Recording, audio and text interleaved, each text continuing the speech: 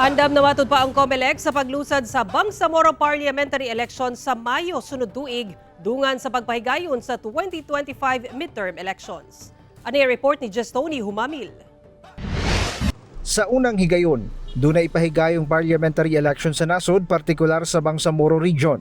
Sigon sa COMELEC, sa karon 16 ka political parties ang nag-file og application for registration sa parliamentary election. Samtang sa kapinkunkulang 1,500 ang aplikante alang sa regional sectoral organizations, alang sa 8 ka posisyon sa parliament. Sasalain natin yan, hindi ko po alam kung yung may mga existing na regional political parties dito ay sila rin yung mga nag-file o baka hindi nag-file. Basta sa amin, kung sino yung naandyan ngayon na 16, yan po ang aming sasalain upang alamin sino ba talaga ang pwede mag-participate sa ating Bangsamoro Parliamentary Election. Tungod diini, 2 ka balota ang gamiton sa mga botante sa rehiyon sang litdungan nga ipahigayon ng parliamentary election sa BARM ug 2025 midterm elections.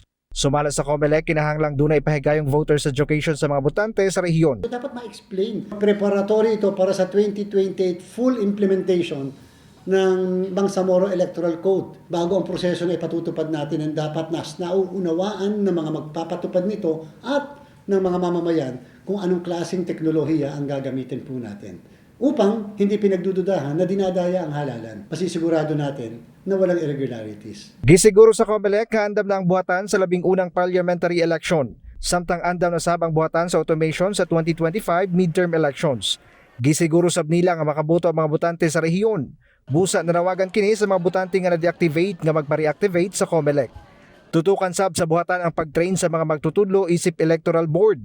Nang hinaot ang COMELEC nga dili na masubli ang nahitabo niadtong May 2022 elections kung asa nag-back out nga magsilbi ang ubang trained nga mga magtutudlo. Nakikita po natin na handa sa hamon ang Bangsamoro government. Ang susunod po, nahihingi namin ng tulong, yung pagtitrain ng ating mga electoral board members ng ating mga guro.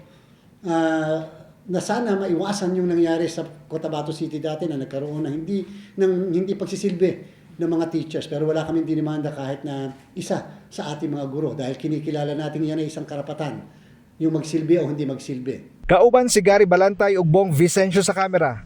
Ako si Jess Tony Humamil para sa One Mindanao.